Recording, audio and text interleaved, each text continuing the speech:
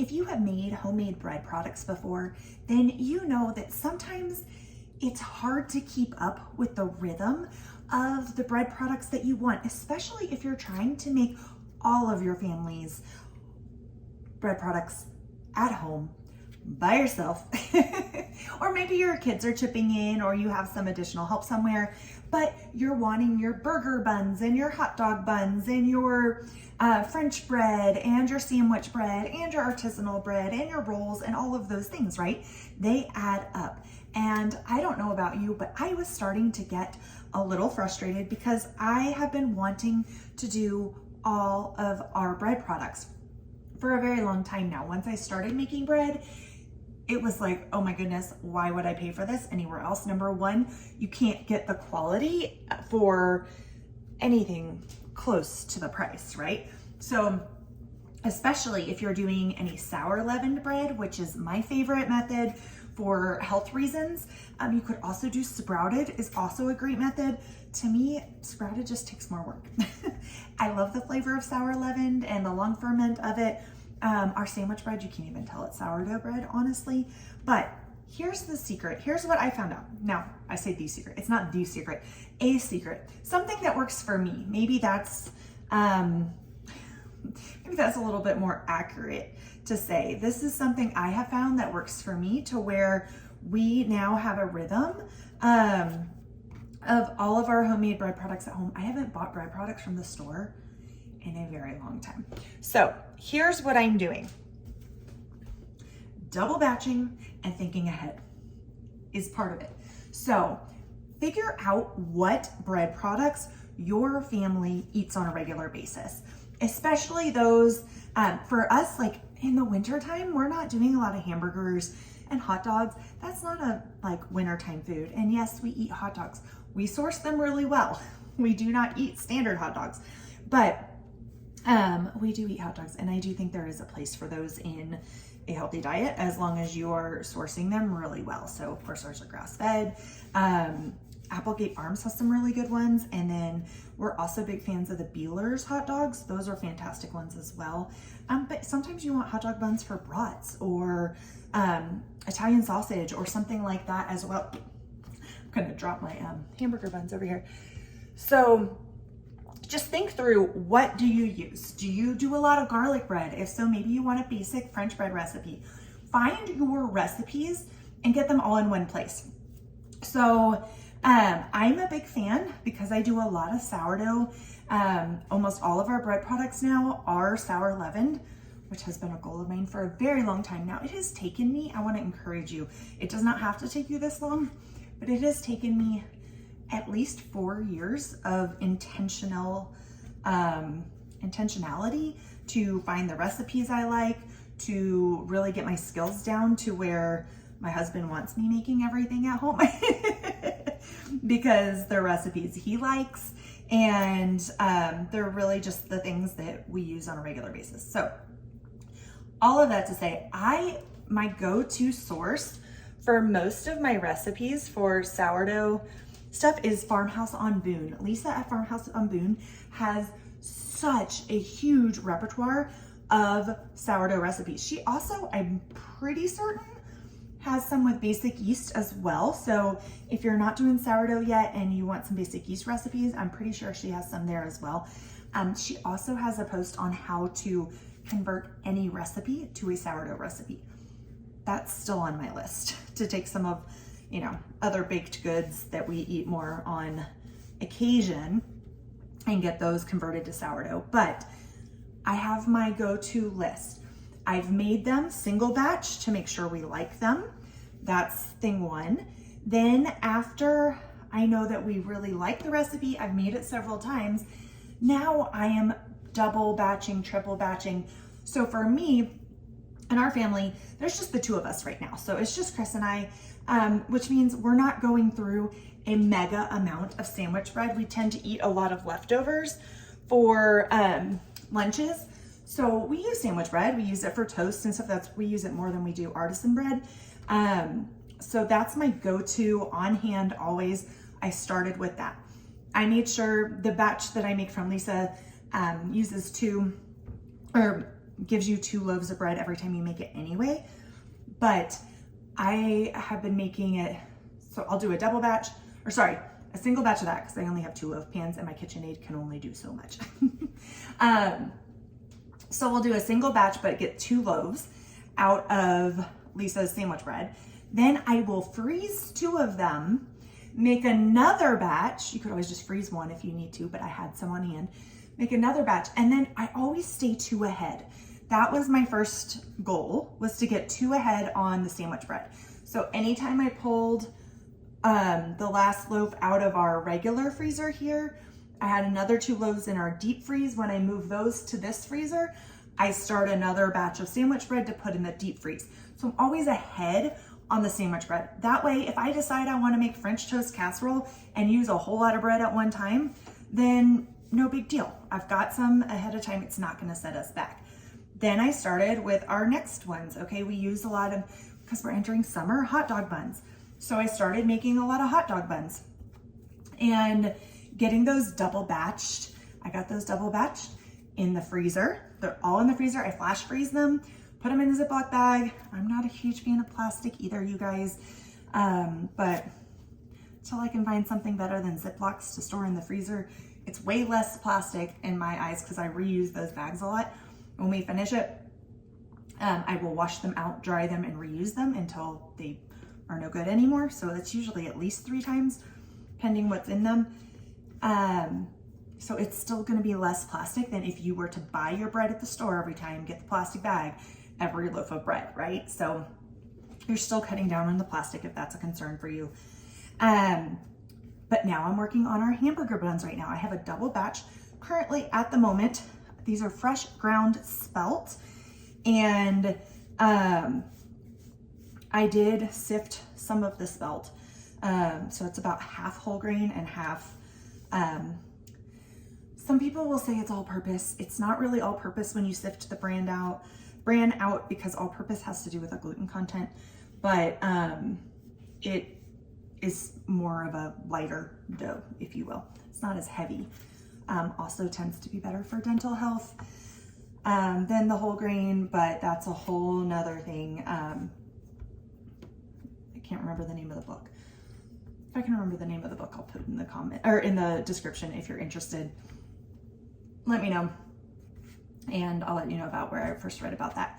So anyway, okay, so we've got hamburger buns, we've got hot dog buns, we have sandwich bread. Those are regular things. Then of course I've got, we love to do blueberry muffins. So I did a batch of those before I did this. I did a big double batch and did that same thing, flash freeze, put some in there. So you're getting ahead so that once a week is all it takes then for an average size family. Now, if your family is larger, you may find that you're having to make bread a couple times a week because you guys go through a lot more. Totally fine. Get your kids involved, help them help you, and teach them a very valuable life skill, get them going young.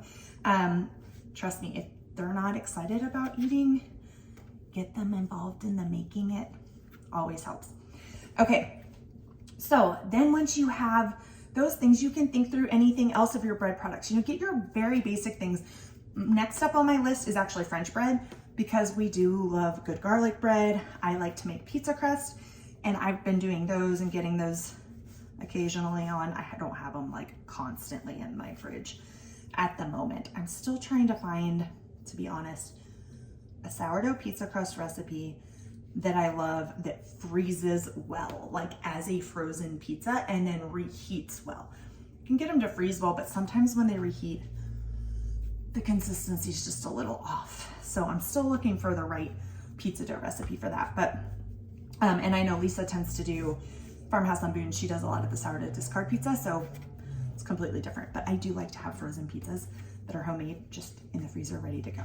So anyway, I will say the one caveat to bread recipes that I have found, because now if you are just if you're getting started, you're using basic store-bought flour, you can probably follow a recipe exactly as it's written and have pretty decent results all the time, also pending where you live. So we are in Casper, Wyoming.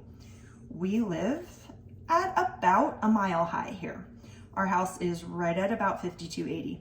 Depends on where you're at within the house. But so we do have a little bit of altitude to work with, which impacts, of course, your baked goods and the rising and all of those things. So I learned a technique from Carolyn Thomas of Homesteading Family.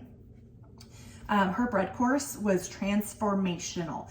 If you are struggling with bread, if you don't know where to start with bread, I'm not an affiliate.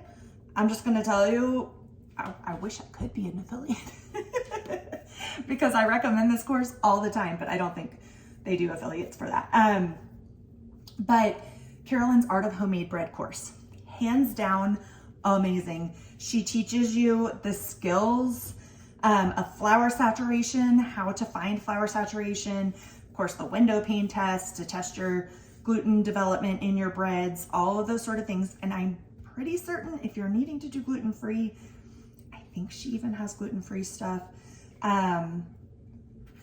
available as well. But friend, if you're not celiac, then I highly recommend go with some ancient grains and sourdough, and you probably will tolerate. I'm very sensitive to certain glutens. It's actually not the gluten. It's not the gluten, it's certain wheat and the store-bought stuff and the way it's prepared, and now they're desiccating it using glyphosate.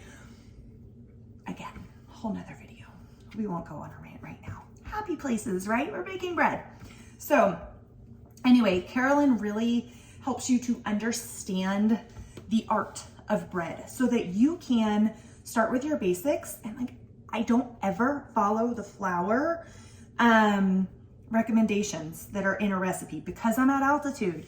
And I will tell you, especially if you start baking with ancient grains, fresh ground grains, I grind ours fresh.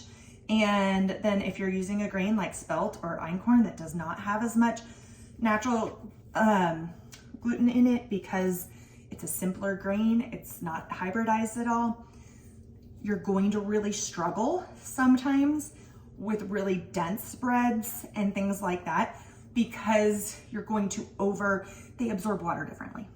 And if you're at altitude and you're trying to figure out the absorbing water differently while adjusting for altitude based on altitude adjustments, you can lose your mind. Trust me. I came close. The Art of Homemade Bread made that, like, just simplified everything. So I don't adjust for altitude, quote unquote. I just go for flour saturation. I start with all my other basic ingredients in the mixer, and then I start adding my flour until I reach flour saturation. And that has made, hands down, the world of a difference. I do it for all of my breads and all of my bread products too. Oh, tortillas, that's another one that we do. We do homemade tortillas. Love doing those. And I have a double batch of those that's in the freezer as well because we do Taco Tuesday every week. So for our family, that's something that we will consume a whole lot of. Sorry, this one bun. I've been chatting with you guys and not paying as close of attention to my hamburger bun sizes here.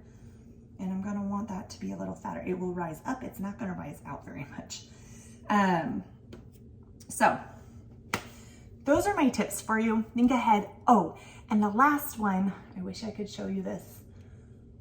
My kitchen's a mess. Will you forgive me? If I take you this way, I wanna show you this. So inside the cabinet, I started keeping my most referenced recipes there. So I have just the very basic, whoops, let me not drop ya. Just the very basic stuff written out there. So like my French bread, it just, it has the 1 cup sourdough starter, 1 1/4 cup water, 2 teaspoons salt, 1 tablespoon honey, 2 tablespoons olive oil, flour. And I know, okay, those are my basic ingredients. Once I get those in, I know what to do because the process of making bread's the same for everything, right? Once you know the process, you're going to know what to do. So I make quick references. That has helped so much. I want to get a few more. I have our sandwich bread, our tortillas, our French bread, and our bagels up there right now. I want to add the hot dog buns and the hamburger buns because if you can save yourself the time of going to look up the recipe every time, especially if you're looking it up on your phone, because most of us are going to open our phones, go to look at the recipe, get a text message or a notification, end up on another app, and 20 minutes later you haven't started your recipe yet, and you think you don't have time to bake bread because it took you 20 minutes to look up the recipe, even though you really had the recipe really fast. So if you just analog it and put it inside your cabinet, friends, I'm telling you, that was a game changer for me in really streamlining things. So I want to get our muffins up there, our hamburger and our hot dog buns. And then that's pretty much everything I'm referencing regularly. But this way you now have hamburger buns that if you have company coming over and you're like, hey, let's have burgers, you're not thinking, oh shoot, do I have time? Okay, let me think 3 days ahead of time. Are we at least 3 days out so I can, get everything together, or not at least 3 days, but I guess 2 days, depending on the time of day it is. Give yourself time for your bread to rise and for it to ferment and everything. If you have them in the freezer, it's like, great, I'll just pull them out of the freezer and I have them ready. So tell me your tips. If you are baking bread at home, I would love to know, what have you found to really help streamline for you so that you can have your bread products ready for your family at your fingertips when you need them. Take care, friends. Until next time, cheers.